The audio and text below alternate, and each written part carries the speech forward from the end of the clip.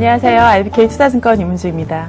불안한 세계 증시 속에서 구체적인 해결책들이 속속들이 나오고 있습니다. 사실 이 해결책의 시발점은 지난달 말 EFSF의 증액안이 나오기 시작했을 때부터였는데요.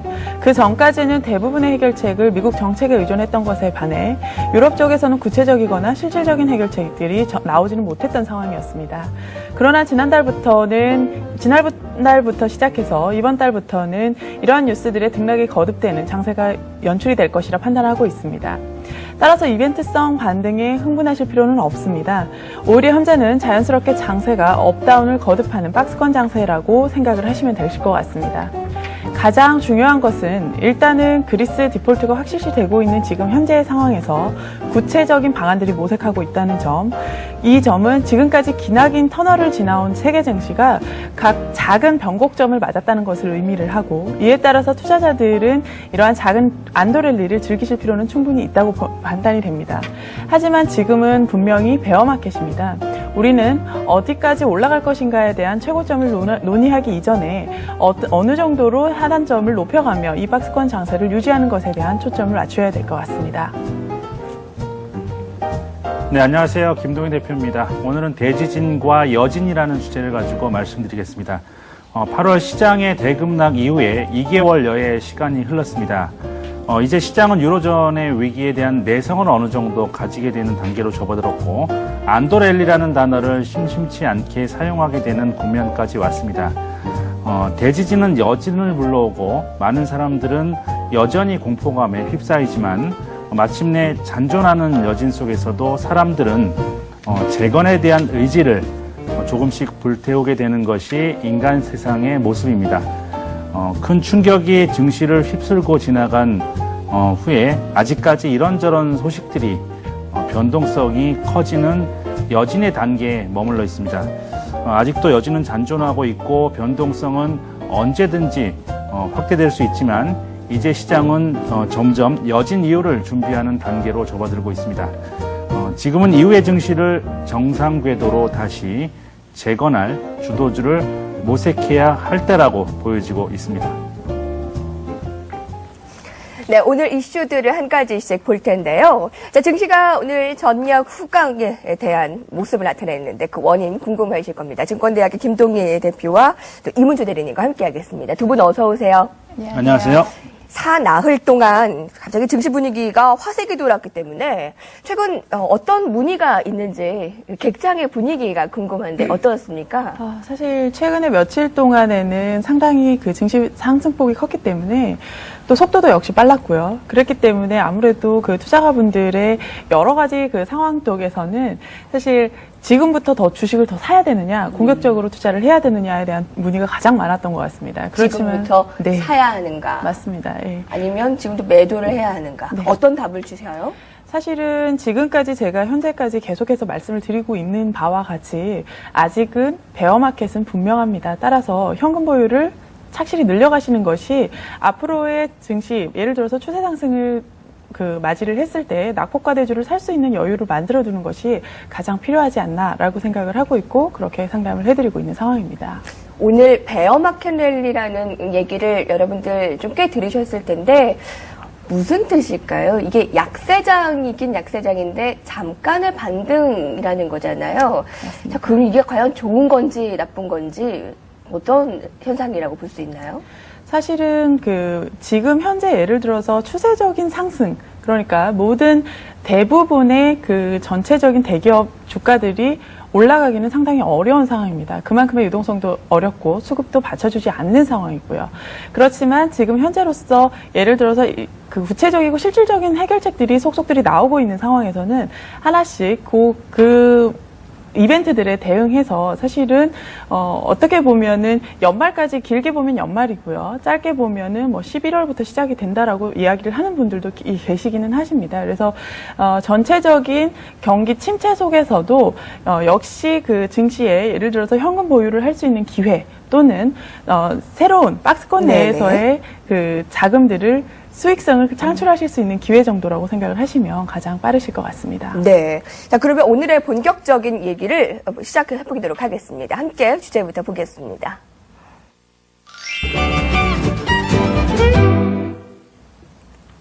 오늘의 반등이 이유가 무엇인지 많이 궁금해하시네요. 분명히 오늘 하루쯤은 쉬어도 괜찮은 분위기였다라고 얘기하는데 어떻게 오늘 시장의 질을 판단하셨나요, 대표님?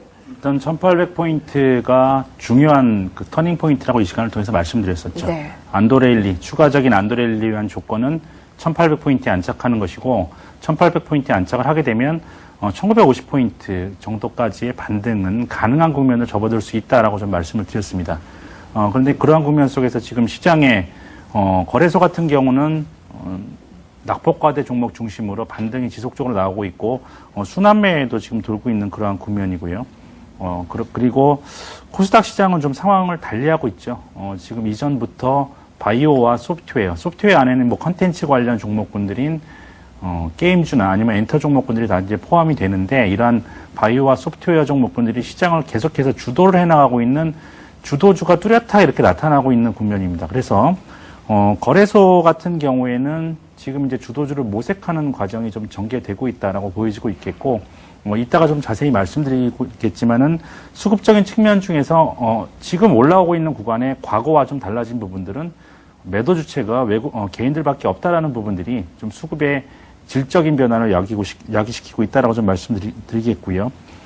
그렇기 때문에 지금은 뭐 어떠한 내가 종목을 갖고 있냐라는 부분들이 중요한 거지 시장이 어디까지 반등할 것인가 이 부분도 모르죠. 그러니까 떨어질 때도 지난 8월 초에 7거래일 동안 500포인트 정도가 갑자기 떨어졌는데 그걸 누가 예측을 하겠습니까? 마찬가지로 올라갈 때도 지난번에도 말씀드렸지만 시장이라는 것은 근심의 벽을 타고 올라가는 것이지 악재 모두 끝났습니다. 지금부터 매수하십시오 하고 환호 속에서 올라가는 게 절대 아니다라는 부분들 말씀드리겠습니다. 네. 자, 업종별 흐름을 볼 텐데요. 한미 FTA의 이 수혜 기대감이 점증되며 자동차에 대한 관심이 지난주 중후반부터 나왔습니다. 그리고 SS 전문가의 80% 이상은 자동차를 공통적으로 얘기하고 있습니다. 이문주 대리님의 의견을 들어볼게요. 네, 현대 사실 자동차 업종 같은 경우에는 호불호가 상당히 갈리는 업종 중에 하나입니다. 사실 3분기 실적 호조로 업종들을 논할 때 YOY냐 아니면 QOQ냐, 그러니까 뭐 전분기 대비해서 더 나아졌느냐 또는 전년 대비해서 나아졌느냐를 논할 때 자동차의 경우는 전년도 대비해서 호조가 확실시 되고 있는 업종이고 따라서 장기 관점에서 보실 수 있는 업종이라 판단이 됩니다.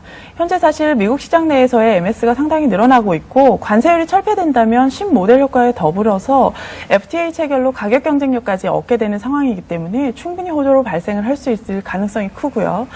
왜냐하면 현재같이 경기 상황이 상당히 좋지 않은 상황에서는 가격 경쟁력에 상당히 민감하게 시장이 반응을 할 수가 있습니다. 따라서 국내 자동차 업종 중에 예를 들어서 관세율이 즉시 철폐가 되는 자동차 부품주, 종목별로 보시면 만도나 현대모비스, 한라공조 그리고 최근 낙폭이 가대했던 타이어주 정도를 보실 수가 있을 것 같고요. 사실 직접적인 수혜라고 보기는 조금 어렵지만 일단은 4년 후에 그 관세가 철폐된다는 것을 감안을 했을 때는 현대나 기아차 같은 자동차주도 관심을 가지실 필요가 있을 것 같습니다. 네, 김동희 대표님께서는 1800이 잘 안착이 되고 1850까지도 회복이 되면 그때쯤이면 이제 주도주가 슬슬 나와서 윤곽이 드러날 것이라고 얘기를 하셨는데요. 네. 예상하기는 쉽지 않겠죠? 그런 주도주가 어떤 것이 될까라는 질문에는요? 제가 이제 주목해야 될 종목으로 지난 시간에 삼성전자를 계속해서 말씀드렸죠. 그러니까 삼성전자의 흐름이 좋아지면 IT의 전반적인 흐름이 좀 심리적으로 좀 개선될 수밖에 없습니다. 지금 주가가 떨어졌던 부분들이 물론 펀더멘탈적인 측면도 있지만은 센티멘탈적인 측면이 굉장히 많이 작용을 했기 때문에 역시 마찬가지로 지금 오늘도 삼성전자가 지속적으로 상승이 이루어졌기 때문에 뭐 다른 LG 디스플레이라든지 이런 주변 종목군으로 점차적으로 확산돼 나가는 것이거든요. 그렇기 때문에 삼성전자가 일단은 살아서 움직이는 모습을 계속하고 있는 한 IT 종목군의 확산은 계속해서 일어날 가능성이 많다는 관점이고요. IT 종목군이 지금 기존의 큰 하락 이후에 다시 재상승 국면을 접어들면 주도주가 바뀌는 것이 이제 일반적인 증시에 있어서의 모습이었습니다. 그래서 기존의 차화정 관련 종목에서 이번에 IT 종목군으로의 중심 이동을 한번 삼성전자를 통해서 조심스럽게 한번 전망해 보도록 하겠습니다. 그렇군요. 자, 저 대형주 코스피는 봤고요. 아까 잠깐 코스닥 언급을 해주셨습니다만 좀 더 구체적으로 들어볼게요. 오늘도 코스닥이 좀 더 강했고 좀 부각이 크게 되고 있습니다. 바이오와 이 게임과 이 컨텐츠주 이쪽을 좀 더 주목을 하고 계시는데 어떤 점에서 지금 패러다임이 형성 중이다라고 보고 계신 거죠? 바이오 종목군은 뭐 저는 너무 많이 얘기를 해드려서 최근 들어서는 좀 자제를 하고 있는 그런 상황일 정도로 너무나 많은 강조를 해드렸죠. 바이오 종목은 10년 그랜드 사이클이 들어왔다라는 말씀 아마 기억을 하실 겁니다. 10년 전에 바이오 종목군들은 껍데기뿐인 그러한 성장성, 즉 테마주를 분류해서 좋은 종목이었죠. 그렇지만 지금은 제가 2, 3개월 전부터 바이오주를 테마주로 취급하는 것은 명백히 잘못된 흐름이다. 잘못된 관점으로 시장을 바라보고 있는 것이고 지금 시장에 대한 공부를 전혀 하고 있지 않은 것이죠. 그러니까 주도주, 즉 바이오 종목군의 지금 코스닥 시장에서의 흐름을 보면 이미 시가총액 1위 종목이 셀트리온입니다. 그리고 상당히 많은 종목군들이 시가총액 상위 종목으로 진입을 하고 있는 상황이기 때문에 테마주가 아니라 지금은 예. 코스닥의 시세를 주도하고 있는 주도주로 바라봐야 된다라는 말씀이고요. 제가 한 예를 드릴게요. 지금 과연 시장에서 가장 크게 성장할 수 있는 종목이 뭐냐? 좋은 실적과 함께 가장 크게 성장할 수 있는 종목군이 뭐냐라고 봤을 때는 바이오주라는 답이 명백하게 나옵니다. 그러면은 네. 가장 크게 성장할 수 있는 종목군들을 제외하고 나머지 종목군들을 선택할 필요가 없겠죠. 타미플루 아시죠? 네. 타미플루. 타미플루라는 신종플루가 유행할 때 이제 타미플루가 이제 대유행이 없어서 뭐 우리 공무원들이 유럽에 있는 로슈까지 가서 뭐 그걸 구해오고 이렇게 난리가 났었는데 그걸 만든 기업은 로슈가 아니라 판매한 기업이 로슈고요. 그 만든 기업은 길리어드 사이언스라는 벤처 기업입니다. 근데 요 안에 길리어드 사이언스 안에서 김정은 박사라는 한국계 박사분이 이걸 개발했어요. 그런데 이때 길리어드 사이언스의 시가총액이 2천억 정도였는데 이후에 타미플루를 만든 다음에 몇 년 만에 250배가 불어나서 50조로 컸습니다. 뭐 이런 사례들. 이만큼 지금 실적, 성장성이 가시화된 종목들, 특히 이제 어떤 개발이 임박하고 가시적인 성과를 내놓을 수 있는 종목군들은 향후에 더 주가의 상승폭이 클 가능성이 매우 많기 때문에 여러분들 많이 공부하십시오. 바이오주는 지금 무궁무진한 성장성을 눈앞에 두고 있는 그러한 상황입니다. 앞서 제가 마감 현황에서 바이오 전성시대 지금 5개사 이상이 1조 클럽이 지금 예약돼 있고 제2의 셀트리온 찾기에 아주 몰입이 되어 있는데 바이오를 워낙에 그전부터 얘기를 해주셨기 때문에 요즘에는 좀 자제를 하고 계신다라고 했는데 뭐 오늘의 얘기만으로도 충분히 설명이 되셨던 것 같습니다. 여하튼 뭐 결론은 바이오 계속 공부하시라라는 의견이니까 참고를 저희가 하도록 할게요. 자, 이제 수급 상황을 볼 텐데요. 다음 주제에서 이어가 보도록 하겠습니다.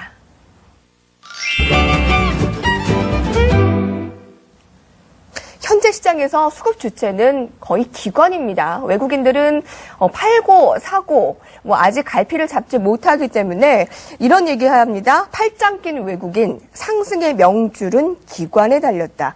그 나흘 동안에 저희가 그래프를 준비했는데요.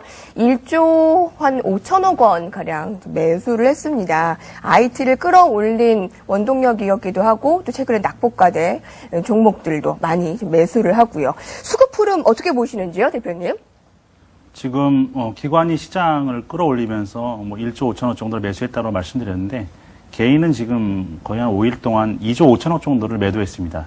그러니까 어제까지 오늘은 이제 장중에 1,000억 정도를 순매수하다가 장 막판에 다시 600억 정도의 순매도로 오늘 좀 갈팡질팡하는 모습을 보였고요. 지난 4거래일 동안에 일평균 6천억 정도를 매도했기 때문에 거의 뭐 목숨 걸고 매도했다라고 봐도 좋을 정도로 많은 매도 물량이 좀 쏟아져 나왔었습니다. 이러한 부분들은 개인들의 좀 매도세는 그동안 지쳤죠. 그러니까 피로감이 누적된 상태에서 반등시 매도라는 이런 공식에 지금 목을 맨 결과가 아닌가라고 좀 보여지고 있습니다. 그래서 오히려 지금 또 지수가 추가적으로 상승을 하게 된다면 마지막에 좀 추격 매수를 하게 되는 게 아닌가 좀 우려가 될 정도로 오늘 모습만 봐도 이제 그동안 4일 동안은 강력하게 매도를 했는데 오늘은 또 매수에서 매도로 바뀌는 이러한 갈팡질팡하는 모습 속에서 또 그러한 우려감이 좀 들고 있고요. 어쨌든 3대 주체, 매수의 3대 주체는 외국인 그리고 기관 연기금이라고 볼 수 있는데 3대 주체들의 매수세는 공고하게 지금 이뤄지고 있는 상황이고 외국인들 같은 경우에는 8월 달에 5조 원을 매도했습니다. 그리고 9월 달에 1조 3천억을 매도했고요. 그리고 10월 달 들어서는 매수와 매도를 좀 반복하고 있는 이러한 과정, 혼조세이기 때문에 점차적으로 개선되고 있는 이러한 흐름이다라고 좀 볼 수가 있겠습니다. 그래서 오늘 1800포인트에 이렇게 안착하는 과정 속에서도 외국인과 기관의 어떤 쌍끌이 매수가 나왔다는 부분이 중요하고요. 네. 만약에 개인의 힘으로 이러한 그 반등이 나왔다면 향후에 지속적인 그런 가능성은 없겠지만 외국인과 기관의 쌍끌이 매수에서 1800포인트 안찍다라는 부분들의 수급적인 의미를 둘 수가 있겠습니다. 네. 수급까지 살펴봤습니다. 글로벌 변수들 참 많습니다. 저희가 전화 연결을 통해서 간밤에 있었던 이 EFSF 슬로바키아 부결 소식 함께 여러 가지 한번 얘기를 들어보도록 하겠습니다. 대경제연구소 문정희 선임연구원입니다. 연구원님 안녕하세요. 네, 안녕하십니까. 가지 많은 나무에 바람 잦을 날 없다는 속담이 딱 맞아 떨어지는 것 같습니다. 그 17개국으로 구성되어 있는 EU 회원국들이 EFSF 증액안 통과를 각 의회별로 진행 중인데 이제 슬로바키아가 그 마지막 나라였죠. 예, 맞습니다. EU에 그리고 그 가난한 나라잖아요. 참 최빈국인데 예. 부결이 됐습니다. 자, 그러면 예. 그거에 대한 영향 한번 보고 그럼 다시 재투표를 한다고 하는데 어떻게 전망이 됩니까? 예, 일단 전일날 발표됐던 결과에 따르면 슬로바키아에서 그 EFSF 증액안에 대해서 부결이 됐고요. 빠르면 이제 이번 주 내에 재투표가 있을 것으로 예상되고 있으나 뭐 일부에서는 이제 다음 주에 할 수도 있다고 발표되고 있습니다. 이제 마지막 이제 17개국 가운데 마지막 국가인 슬로바키아만 승인되면은 EFSF 증액안이 통과가 되는데요. 뭐 이 문제는 이번 그 증액안에서 슬로바키아가 분담하는 규모가 그 40억 유로 정도 증액돼 이제 80억 유로 내외인데 전체 자금에 비해서 한 10% 불과한데 이 10% 비중의 국가가 국가로 인해서 EFSF 증액안이 부결될 수 있다는 점이 사실 이제 유로존의 구조적인 문제이고요. 슬로바키아가 마지막 부결에 있어서 주변국의 정치적인 그리고 경제적인 압력 그리고 혹은 이제 협상이 예상되고 있고 지금 뭐 발표되는 언론 보도에 따르면은 그 여야 정부 여야 정당에서의 그 협의가 있을 것으로 예상되고 있어서 조만간에 재투표하고 의회에서 주변 그 국에 대한 눈치 그리고 정당 간의 합의 이런 것으로 인해서 이번 EFSF의 최종 증액안이 통과될 것으로는 예상하고 있습니다. 사실 참 악재일 수가 있는데 악재로 받아들여지지 않은 것 같습니다. 그 이유가 이것보다 더 큰 호재가 있었기 때문이다라는 건데 그 호재가 그리스 실사를 바친 이제 트로이카가 지원분을 이제 다음 달 초 집행 가능할 것을 시사했는데 좀 자세히 들어볼까요? 예, 어제 또 하나의 뉴스가 이제 그리스 실사 결과가 예상보다 양호한 수준이라는 언론 발표가 있었고요. IMF 이제 실사단에서 지금 6차 지원분이 80억 유로가 준비되어 있다는 소식이 있었습니다. 그래서 그리스의 연내 디폴트 우려가 사실 해소되었다고 볼 수 있겠는데요. 이런 것들로 인해서 그리스 디폴트 문제는 연내 이제 해소 그리고 4분기에는 충분히 무난하게 넘어갈 수 있겠지만은 문제는 이제 다음 분기에 또다시 그리스 실사가 예정돼 있다는 것입니다.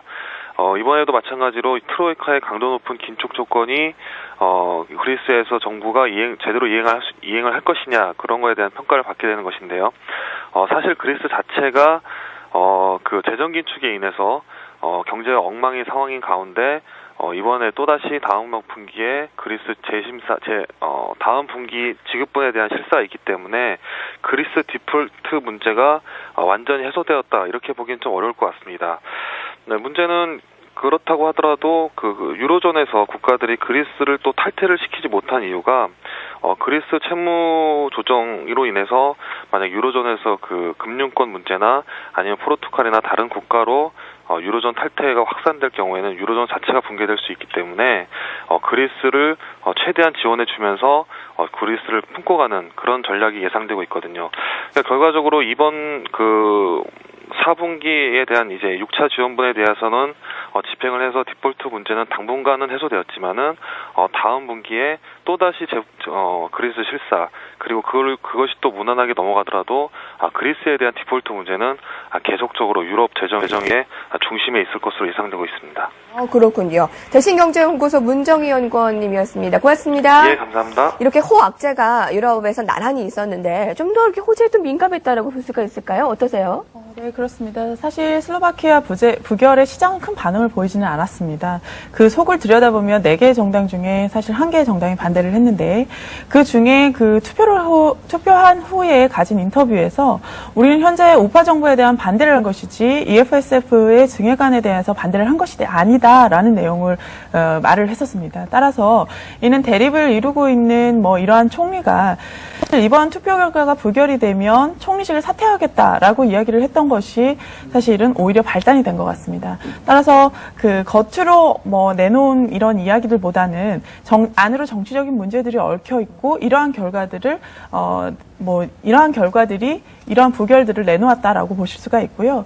물론 다시 정부를 꾸려서 사실 재투표를 할 때까지는 말씀하신 대로 어느 정도의 시간이 걸릴지 또는 많이 걸릴지 오래 걸릴지는 모르겠지만 가결을 위한 부결이었다라고 보시는 편이 시장으로서는 맞으실 것 같습니다. 그렇군요. 최근에 그 다우지수 흐름을 보면서 좀 글로벌 시장을 분석을 해주신다 하는데 어떤 흐름이 지금 포착되고 있다는 말씀이신지요? 사실 며칠간의 반등을 보면서 저는 개인적으로 2008년 11월 리먼 브라더스 사태 때를 떠올리게 되는 것 같습니다. 제가 차트를 좀 준비를 했는데요. 네네네. 글로벌 사태, 사실 리먼 사태로 폭락을 거듭한 2008년 11월 20일 이후에 글로벌 증시에서는 일정 부분 해결책이 모색이 되면서 약 한 달간 장사는 반등이 되는 모습을 보였습니다. 따라서 아까 말씀하신 베어마켓의 랠리가 어떤 것이냐를 단적으로 보여주는 내용인데요. 그 2008년 11월 보시면 일시적인 베어 랠리를 보실 수가 있을 것입니다.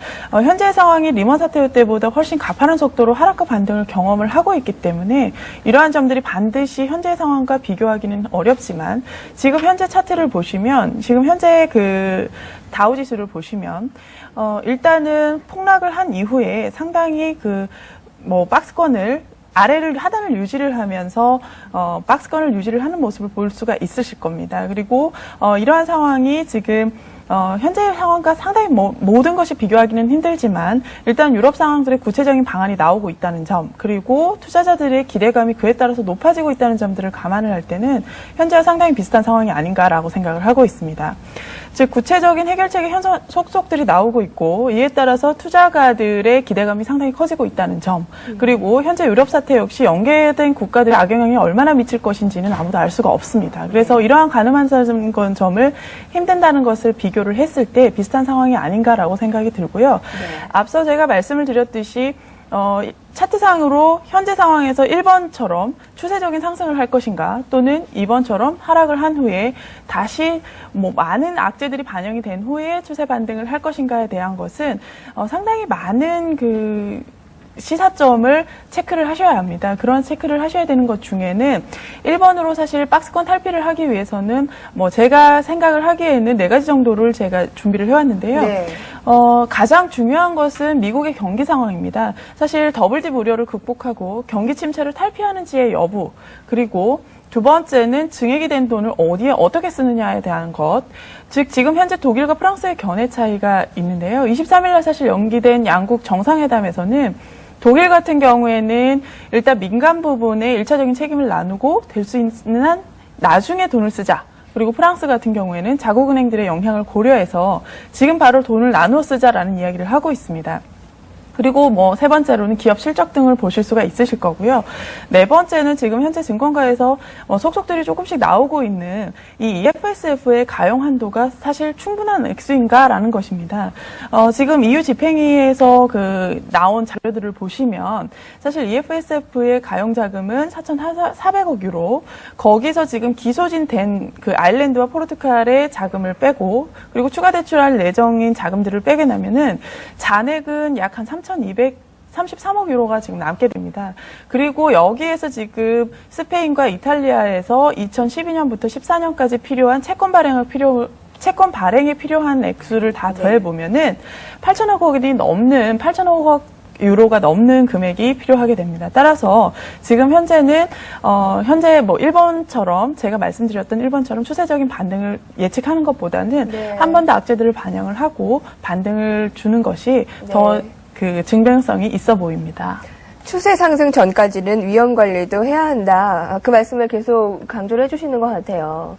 근데 또 일각에서는 지금 증시 체질이 달라졌다. 낙관론 솔솔이다. 여러분 더 헷갈리시죠? 김동기 대표님도 분명히 하실 말씀이 있으실 것 같은데 잠시 후에 또 들어보겠습니다. 지금부터는 좀 전망 쪽으로 얘기를 들어보도록 하겠습니다. 함께 하시죠.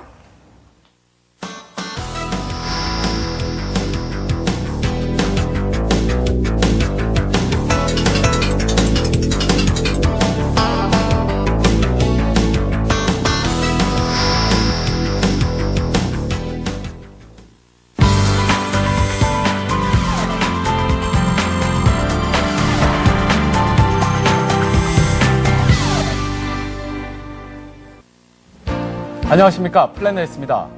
어제 1800선 안착 여부에 관심 가져야 한다고 말씀드렸는데요. 오늘 코스피가 닷새 연속 상승하며 1800선에 안착했습니다. 계속해서 상승 추세가 이어질지 SS패널의 국내 증시 전망 지금부터 확인하시죠. 네, 오늘은 동양종금증권 종로 지점의 이모세 팀장과 우리투자증권 강남 WMC의 정재훈 대리 이 두 분의 의견 들어보겠습니다. 첫 번째 전망부터 살펴보시죠.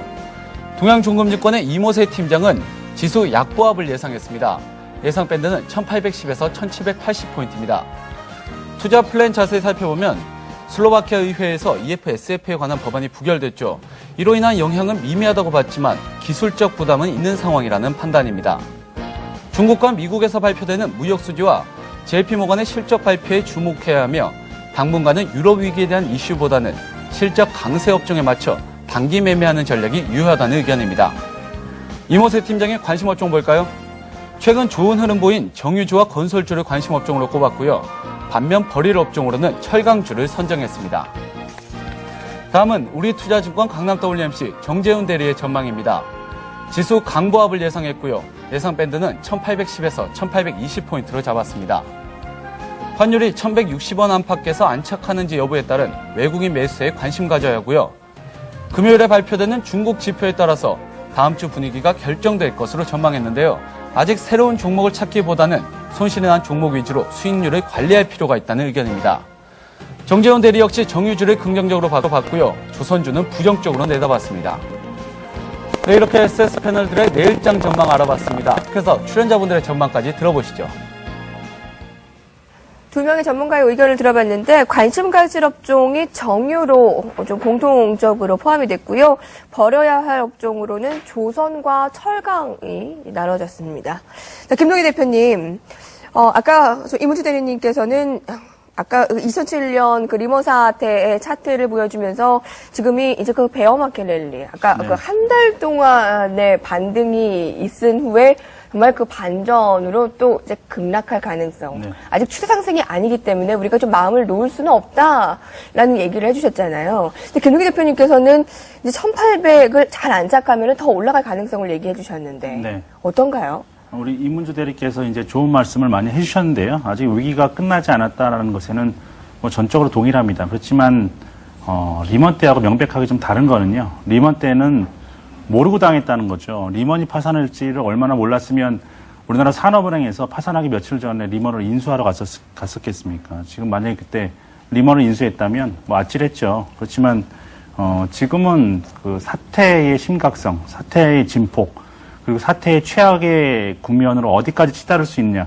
모두 이제 인지하고 있는 그런 상황이죠. 그 리먼이 파산하기 전에 아까 말씀해 주셨던 그 베어마켓 랠리가 일어나기 전에 베어스턴스가 파산했습니다. 그러니까 지금의 과정이 그리스가 디폴트 되는 이러한 상황이 베어스턴스의 파산, 그리고 이후에 더 큰 이제 충격을 불러올 것인가, 아니면 여기서 끝날 것인가라는 부분들은 일단 우리가 가늠해 볼 수는 지금 없는 지금 그러한 상황이죠. 그렇지만 투자자 여러분들이 명백하게 알고 실천하실 부분들은 뭐냐면 지금 거래소에서 아직까지 뚜렷하게 나타나지 않았던 주도주가 나타난다면 시장은 지금보다 더 훨씬 강하고 길게 상승을 할 것이고, 만약에 지금처럼 낙폭과대주 중심의 순환매 정도만 나타난다면 제가 말씀드렸던 1950, 잘 가야 1950포인트를 전후한 구간 혹은 거기에 미달되는 구간에서 고점을 형성하게 될 것입니다. 그렇기 때문에 뚜렷하게 주도주가 나타나면 그때 이제 느긋하게 동참을 하면 되는 것이고요.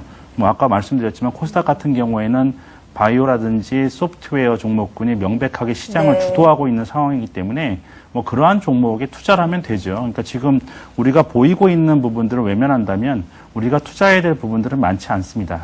바이오 종목군들은 지금 가시적인 성과가 눈앞에 있는 종목군들이 많은데요. 모두 블록버스터급입니다. 만약에 성공을 한다면 시장의 판도를 완전히 바꿔놓을 수 있는 그러한 성과가 놓여있는 종목군들이 많으니까 아까도 말씀드렸지만 시장이라는 것은 공부한 만큼 아는 만큼 보이는 것이기 때문에 여러분들이 많이 좀 공부를 하시고요. 이 분야에 좀 눈을 떠 보신다면 향후에 수익률을 제고하는데 큰 예. 도움이 되실 겁니다. 예. 말씀대로 좀 주도주가 빨리 부각됐으면 좋겠네요. 네. 내일이 이제 금통위와 그리고 이제 옵션 만기일인데 내일도 또 정신없는 하루가 될 것 같아요. 어떻게 예상하십니까? 네, 그렇습니다. 사실 지금 현재 증권가에서는 이 옵션 만기의 영향력이 크지는 않을 것이라 판단을 하고 있습니다. 근데 중요한 것은 현재까지 추세로 봤을 때는 옵션을 매매하는 외국인이 사실 코스피 200의 추가 상승에 베팅을 하고 있는 것으로는 보입니다. 현재 옵션의 포지션의 해석 시 사실 HTS나 코스코홈 전산을 이용을 하고 있기 때문에 오차의 범위가 상당히 넓은 것은 사실이지만 전일 기준으로 9월물 로로 부분까지 포함을 하면 37,000계약의 순매도 포지션을 취하고 있습니다. 따라서 이러한 상황에서 이들 선물 순매수가 유입이 된다면 만기일 프로그램 수급 개선에 상당히 긍정적일 것이라고 판단을 하고 있습니다. 그리고 이들 포지션의 평균 가격을 봤을 때는 코스피 기준 약 한 1,800포인트 이상, 그리고 최대 이익이 나는 선물 기준은 240포인트, 그러니까 약 한 1,840포인트 정도입니다. 그래서 이 이상이 됐을 때는 상당한 이익을 가져갈 수 있는 상황이기 때문에 이러한 글로벌리한 이벤트를 제외하고라서도 선물 옵션 만기일까지는 일정 부분의 상승세가 예상이 되고 이번 주 주중에는 1,850포인트 이상에서도 밴드 범위를 넓혀가실 수 있을 것 같습니다. 네. 두 분 말씀 잘 들었습니다. 고생하셨고요. 의견 잘 들어봤으니까 여러분들께서 판단하시는데 좀 도움되셨을 것 같습니다. 증권대학의 김동희 대표, IBK 투자증권 이문주 대리님이었습니다. 고맙습니다. 네, 수고하셨습니다. 고맙습니다.